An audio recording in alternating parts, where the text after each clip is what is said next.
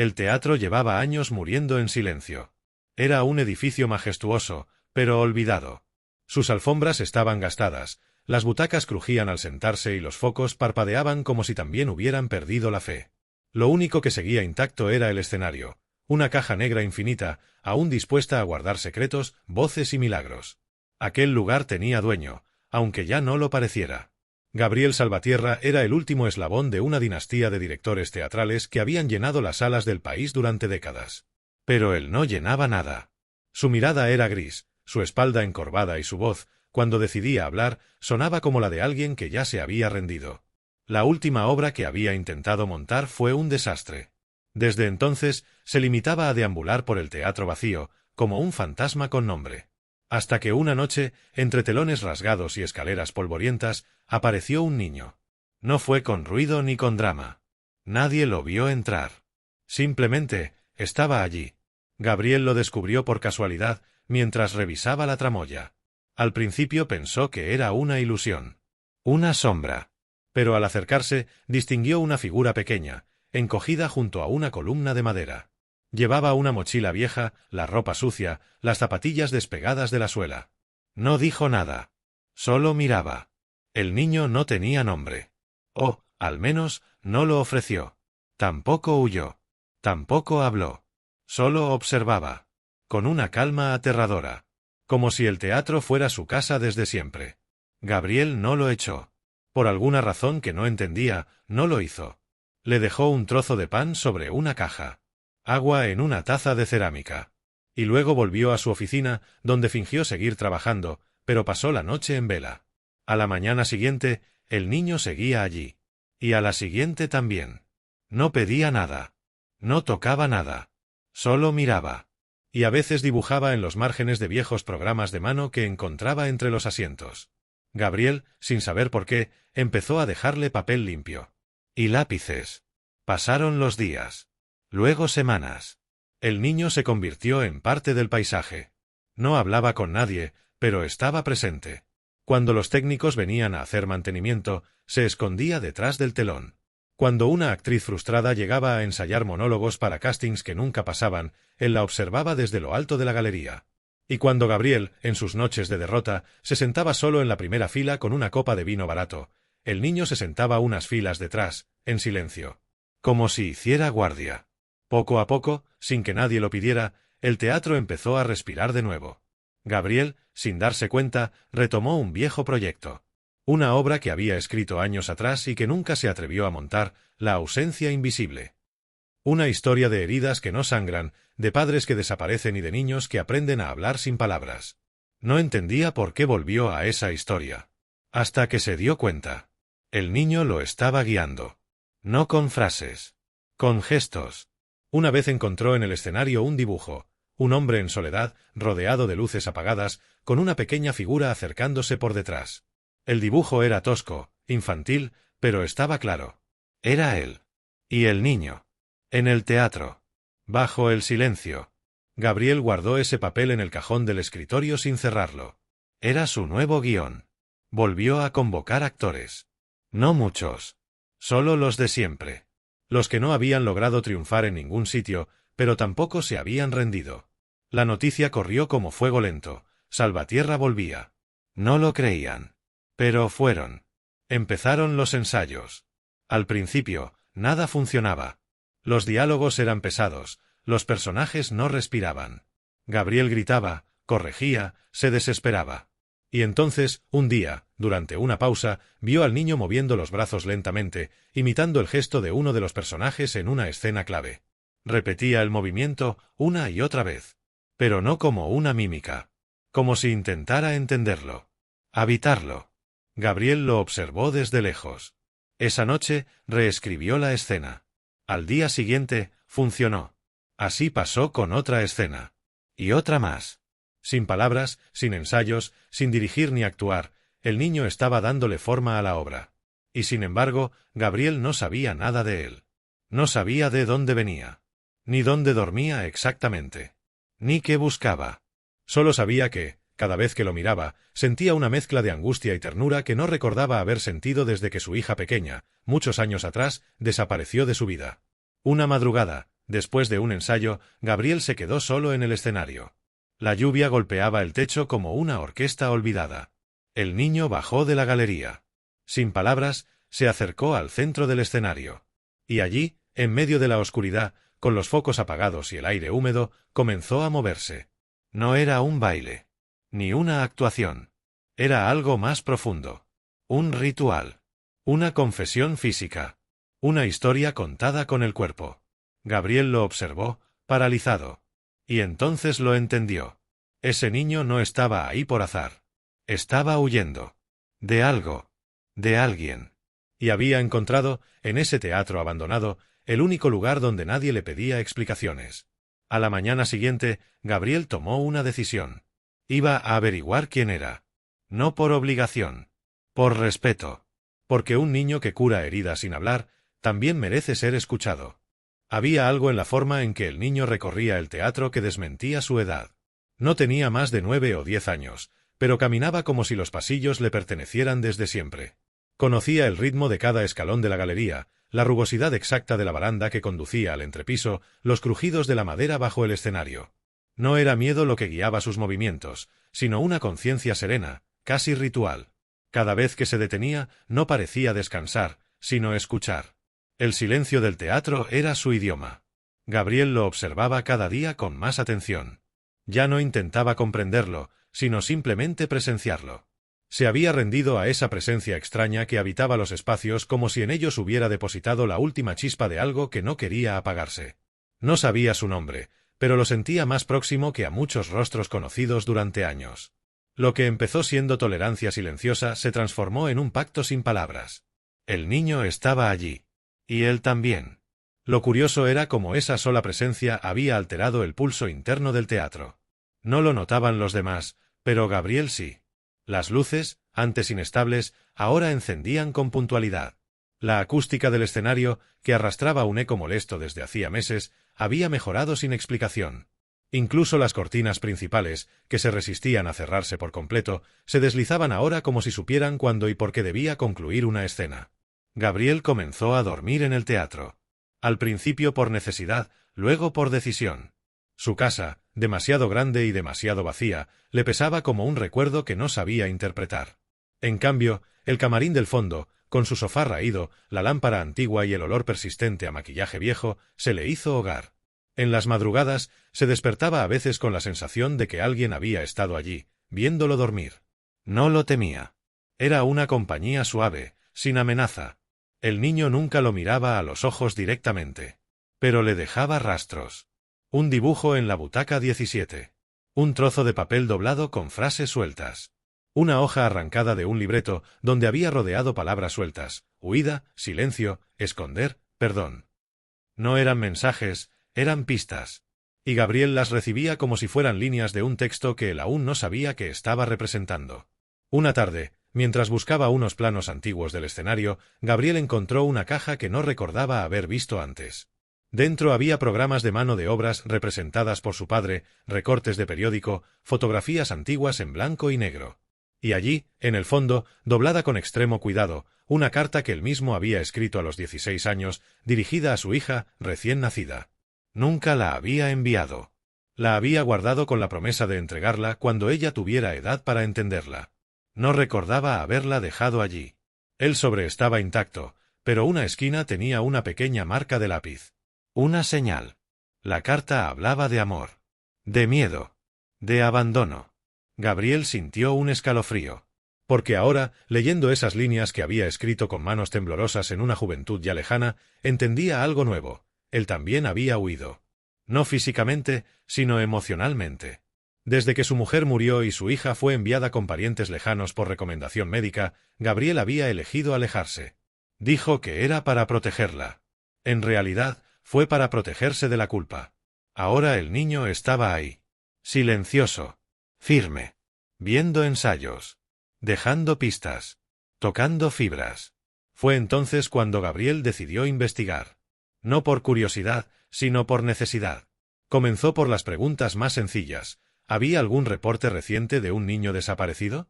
¿Algún informe de menores sin tutor legal en la zona? Fue a la comisaría con una excusa administrativa, pidió hablar con un conocido de confianza y revisó los registros. Nada coincidía. Después intentó algo más sutil. Buscó entre las fundaciones locales, hogares de acogida, escuelas para niños con problemas de adaptación. Llamó a algunas psicólogas que conocía de cuando su hija era pequeña. Tampoco encontró resultados. Nadie había reportado un niño como el que él albergaba sin admitirlo. Y, sin embargo, cada día el niño seguía allí, como si nunca hubiese estado en otra parte.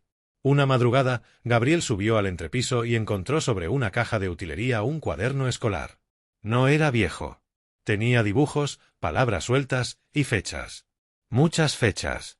Al principio no entendió el patrón. Luego cayó en la cuenta. Eran todas fechas de funciones pasadas. Pero no cualquiera. Eran las fechas en las que él mismo, Gabriel, había cancelado presentaciones.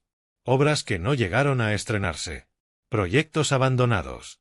Siempre por razones emocionales, personales, confusas. Y, en cada hoja, una frase repetida en letra infantil: yo estaba. Gabriel cerró el cuaderno como si fuera un objeto sagrado. Por primera vez, consideró la posibilidad de que aquel niño no estuviera allí por azar, ni por necesidad física, sino por algo más profundo. Una especie de conexión invisible. Una historia no contada que ahora se tejía en presente. Los ensayos de la ausencia invisible continuaban, pero ahora con un nuevo aire. Los actores, sin saber por qué, comenzaban a interpretar con una intensidad desconocida. Algunos decían tener sueños con escenas que aún no habían ensayado. Otros encontraban entre sus libretos notas escritas a lápiz con sugerencias que parecían haber salido del corazón de sus personajes. Nadie decía nada en voz alta. Pero todos lo sabían. El teatro estaba vivo. Y no era por Gabriel. Era por él. Por el niño. Una noche lluviosa, mientras el viento golpeaba las ventanas con fuerza, Gabriel se sentó solo frente al escenario vacío. Pensó en su hija. En la última vez que la vio. En cómo le prometió que volvería pronto. En cómo los años pasaron sin cartas, sin llamadas, sin explicaciones. Pensó en las veces que escribió sin enviar. En las veces que quiso regresar pero no se atrevió. Y pensó en el niño. De pronto, sintió una presencia tras él. No era miedo. Era espera. Se volvió lentamente. El niño estaba allí, con una hoja entre las manos. No se la dio. Solo la dejó sobre el suelo, dio media vuelta y se perdió entre las sombras del pasillo lateral. Gabriel recogió la hoja. Era un dibujo más simple que los anteriores. Un sillón. Una mujer sentada.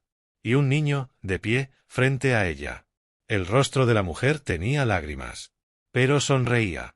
Y el niño tenía una flor en la mano. Abajo, una frase: ella también esperó.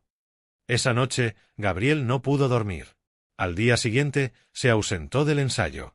Viajó más de 100 kilómetros hasta un pueblo pequeño, junto a la costa. Tocó una puerta. Una mujer abrió. No fue necesario decir nada. Ambos se miraron durante minutos. Ella también lo había sentido. Lo había presentido. Porque los vínculos, cuando son verdaderos, no mueren. Solo esperan a que el miedo se rinda. Cuando Gabriel volvió al teatro, encontró sobre su escritorio un sobresellado. No había firma. Ni dirección. Solo su nombre. Dentro, una fotografía. Él, muchos años atrás, con su hija en brazos, sentados en el escenario del teatro. Al fondo, alguien pequeño, muy pequeño, mirando. No recordaba esa foto. Y, sin embargo, ahí estaba. Como prueba. Como promesa. Como guía. El niño nunca volvió a aparecer después de ese día. Pero no hizo falta. Porque ya estaba en todas partes. En cada butaca. En cada luz. En cada palabra que los actores pronunciaban con temblor en la voz. La obra, finalmente, se estrenó. La ausencia invisible conmovió a todos. Y al terminar, cuando el telón cayó, Gabriel miró al palco vacío del segundo piso. Y supo que allí, aunque nadie pudiera verlo, había alguien de pie, aplaudiendo en silencio. Conforme pasaban los días, el teatro se fue convirtiendo no solo en un lugar de trabajo, sino en un organismo vivo donde cada gesto parecía responder a la presencia del niño. Gabriel, cada vez más consciente de su influencia sutil pero transformadora, comenzó a observar cómo ciertos elementos del espacio parecían alinearse con los movimientos de aquel pequeño visitante silencioso. No era una fantasía. La percepción era nítida. Las puertas que solían atascarse ahora se abrían con facilidad, las telarañas en los rincones habían desaparecido como por arte de una limpieza invisible, y los relojes de pared, antes detenidos por meses, marcaban de nuevo la hora exacta. Era como si el teatro, dormido durante años, volviese a respirar con cada paso del niño. El ensayo de la obra seguía avanzando, y aunque los actores no lo sabían, muchas de las modificaciones que Gabriel introducía en las escenas respondían a detalles que el niño dejaba entre líneas, entre hojas o entre sombras. Una nota anónima en la cabina de sonido, una marca a lápiz en un libreto olvidado sobre el piano, un trazo en el polvo de un ventanal. Nada era directo. Todo era insinuado. Pero las ideas llegaban con la fuerza de una revelación. Gabriel ya no luchaba contra el misterio, lo abrazaba como parte indispensable de su proceso creativo. Nunca antes había sentido que una obra le perteneciera tan poco y, al mismo tiempo, naciera tan claramente de sus manos. Durante esa etapa, Gabriel empezó a revisar materiales antiguos no por nostalgia, sino por intuición. Como si allí, entre las cajas de vestuario y los papeles amarillentos, pudiera encontrar alguna clave adicional para comprender la conexión que se estaba gestando. En uno de esos recorridos, descubrió un archivador con fotografías olvidadas de funciones pasadas. Al analizarlas, encontró una imagen que llamó su atención de inmediato. No por lo que mostraba, sino por lo que no mostraba. En la fotografía aparecía una representación de Romeo y Julieta, de hace más de 20 años. Él mismo había dirigido esa puesta, y recordaba con exactitud a cada actor, cada escena, cada detalle de la escenografía. Pero en esa foto había algo más. Una figura al fondo del escenario, junto a las cortinas laterales, que no correspondía a ningún miembro del elenco. Un niño. De pie. Mirando hacia adelante. Gabriel se detuvo en seco. La imagen no tenía fecha, pero recordaba el año por la escenografía. Era imposible. El niño de la foto tenía la misma postura, el mismo tipo de calzado, el mismo corte de cabello que el visitante silencioso que recorría ahora los mismos pasillos. Intentó racionalizarlo. Pensó en la posibilidad de un error, de una coincidencia visual, de una superposición mal revelada en la copia. Pero algo en su interior ya no aceptaba explicaciones lógicas. Había vivido demasiado tiempo en lo literal. Ahora comenzaba a entender que algunas verdades no llegan como certezas, sino como insistencias. Y aquella presencia, repetida en el tiempo, se estaba volviendo imposible de ignorar. Las noches eran ahora distintas. Gabriel permanecía más tiempo en el escenario, ya no como director, sino como testigo. De vez en cuando, escuchaba pasos diminutos en las galerías superiores, movimientos suaves entre bastidores, ruidos de objetos desplazados con delicadeza. Nunca había miedo. Solo una presencia constante que lo observaba todo desde un silencio antiguo, como si el niño formara parte del teatro desde antes que él, como si fuera una memoria viva que no necesitaba palabras para manifestarse. Al mismo tiempo, Gabriel comenzó a sentir que su relación con el pasado se desentumecía. Cada paso que daba dentro del teatro lo conectaba con recuerdos que creía archivados para siempre. La ausencia de su hija, el peso de las decisiones no tomadas, el dolor que había evitado afrontar durante décadas, emergían ahora como parte de un escenario interno que no podía evitar. La obra, la presencia del niño, el ambiente cargado de símbolos que no terminaba de interpretar, todo apuntaba hacia una sola dirección, la necesidad de confrontar lo que había dejado inconcluso. Fue entonces cuando Gabriel comenzó a escribir de nuevo. No para la obra. Para sí mismo. Lo hacía por las noches, cuando el teatro ya había quedado vacío y el único sonido era el leve zumbido del sistema eléctrico que mantenía las luces de emergencia encendidas. Escribía sobre su hija, sobre las últimas cartas que nunca envió, sobre la muerte de su esposa, sobre el miedo a repetir los errores de su padre. Llenaba páginas enteras sin propósito editorial. Era un ejercicio de purga, pero también de reconciliación. Una de esas noches, al volver a su camarín, encontró una carpeta que no recordaba haber dejado sobre el escritorio. Dentro había una serie de hojas que no le pertenecían. Dibujos de escenas de la obra en curso, pero reinterpretadas. En cada una de ellas, los personajes estaban ubicados en posiciones diferentes, con expresiones distintas. Y en el centro de cada escena, de forma discreta pero insistente, aparecía el mismo niño. A veces como espectador. A veces como parte del público. A veces en medio del escenario, pero sin interferir. Como una figura que observa y recuerda, pero no actúa. La precisión de los trazos lo conmovió. Eran simples, infantiles, pero transmitían una comprensión profunda de la emoción escénica. Gabriel comprendió que el niño no solo estaba presente. Estaba dirigiendo desde el lugar más invisible posible. Y su intervención no era en la obra, sino en él. El estreno se acercaba. El teatro, antes silencioso, comenzó a recibir visitas de periodistas, productores, antiguos amigos que querían ver si la leyenda de Salvatierra aún tenía algo que ofrecer. Gabriel mantenía el misterio. No hablaba de la obra, ni del proceso, ni del niño. Cada vez que alguien preguntaba por el origen del nuevo montaje, él sonreía con cortesía y desviaba el tema. No se trataba de ocultar. Se trataba de proteger. La noche del estreno, Gabriel llegó antes que todos. Caminó en soledad por los pasillos. Encendió una a una las luces del escenario. Revisó el telón, comprobó los asientos. Y cuando se sentó en la butaca número 5, su favorita desde que era niño, sintió la presencia junto a él. No había nadie visible. Pero no necesitaba mirar. Sabía que el niño estaba allí. No como un espectro, sino como una certeza. Como alguien que no se había ido. Y que, en realidad, nunca había llegado. Porque siempre había estado. Cuando las luces bajaron y comenzó la función, Gabriel no vio la obra como un director. La vio como un espectador. Como alguien que asiste a su propia biografía representada desde otro ángulo. Cada escena, cada silencio, cada gesto, hablaba de su vida. De lo que fue, de lo que pudo ser, de lo que aún podía redimirse. En algún momento, mientras el público contenía la respiración en una escena clave, Gabriel cerró los ojos y comprendió que aquel niño no había venido a él para pedir nada. Había venido a devolverle algo que había perdido sin saberlo, la capacidad de estar presente. La función terminó con una ovación prolongada. El público se puso de pie. Los actores salieron a saludar. Gabriel, desde su butaca, no subió al escenario. No lo necesitaba. Se quedó allí, con los ojos brillantes, con las manos entrelazadas, con el corazón latiendo como hacía años no lo hacía. Y entonces, por un instante, lo vio. En el palco superior, a la izquierda. De pie. Sin aplaudir. Solo mirando. Y sonriendo. El éxito de la obra se expandió de forma inesperada. La crítica, generalmente dura con Gabriel por considerarlo una reliquia del pasado, hablaba ahora de resurrección creativa, de honestidad escénica, de una puesta en escena conmovedora sin caer en sentimentalismos. El público regresó al teatro no solo por el nombre de Salvatierra, sino por el rumor que se extendía como una corriente sutil, algo había cambiado en ese lugar. Los espectadores no sabían explicarlo con exactitud, pero quienes salían de las funciones comentaban con la misma expresión en los ojos, como si hubieran visto algo que no sabían nombrar, pero que reconocían desde lo más hondo. No era la historia. Era el alma detrás de ella. Gabriel recibió elogios, cartas, propuestas. Su teléfono, año silencioso, vibraba ahora a diario. Pero no respondía con entusiasmo. Aceptaba los halagos con cortesía, pero sin entusiasmo.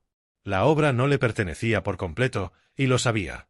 Había sido escrita por su mano, dirigida por su voz, pero había brotado de otra parte. Una parte que no había podido explicar y que ahora comenzaba a comprender.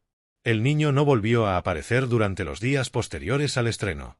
No se le vio en la galería, ni entre bastidores, ni caminando por los pasillos como antes. No quedaban dibujos, ni notas, ni señales. Solo la memoria de su presencia y la certeza de que su ausencia no era un abandono, sino un cierre. Como quien termina una pieza de música y guarda el instrumento con cuidado. Gabriel no lo buscó. No porque no lo necesitara, sino porque lo comprendía. Algunas presencias vienen a sanar, no a quedarse. Y cuando la herida comienza a cerrar, su tarea concluye. Sin embargo, la transformación no se detuvo ahí. Algo dentro de Gabriel seguía moviéndose. El impulso que lo llevó a escribir cada noche continuaba presente, pero ya no como desahogo, sino como deseo. Un deseo nuevo, genuino, de reconectar con su propia historia. Se había pasado la vida huyendo de sí mismo, refugiado en el lenguaje del teatro para evitar el lenguaje de la sangre. Ahora sentía que debía volver al origen. No por nostalgia, sino por reparación. Volvió a leer sus antiguas cartas. Esas que había escrito a su hija y nunca se atrevió a enviar. Palabras que hablaban de amor, pero también de miedo, de culpa, de decisiones que se tomaron bajo la presión de un dolor que nunca aprendió a nombrar. Las repasó con una mirada distinta. No con la de un padre arrepentido, sino con la de un hombre dispuesto a mirarse sin defensa. Por primera vez, sintió que tenía derecho a escribir una más. No como continuación, sino como comienzo. No como justificación, sino como gesto. No sabía dónde vivía su hija. Solo recordaba el nombre del colegio al que la envió su cuñada después de la muerte de su madre. Buscó en registros, hizo llamadas discretas, evitó involucrar a terceros. No quería irrumpir. Quería acercarse. Encontró una pista en un artículo de prensa digital. Una joven actriz de teatro alternativo, con su mismo apellido, había sido mencionada en una crítica de una obra en una ciudad cercana. La buscó en redes sociales. Encontró una foto. Y aunque los años la habían transformado, no había duda. Era ella. Pasó días escribiendo esa carta. No la envió de inmediato. La dejó en su escritorio, releyéndola cada noche, corrigiendo, tachando, agregando. No sabía cómo sería recibida. Solo sabía que debía existir. Que, enviada o no, le correspondía escribirla. Finalmente, la imprimió. La firmó. La colocó dentro de un sobre blanco, sin remitente.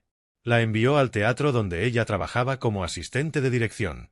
Y luego, esperó. Durante ese tiempo, el teatro siguió en movimiento. La obra continuó en cartelera, y Gabriel comenzó a preparar una nueva producción, esta vez basada en una idea que había anotado años atrás pero que había descartado por parecerle demasiado íntima. La historia de un niño que entra sin ser visto a un teatro y cambia, sin hablar, la vida de quienes habitan ese lugar. Era, por supuesto, la historia que acababan de vivir. Pero ahora quería contarla desde otro ángulo.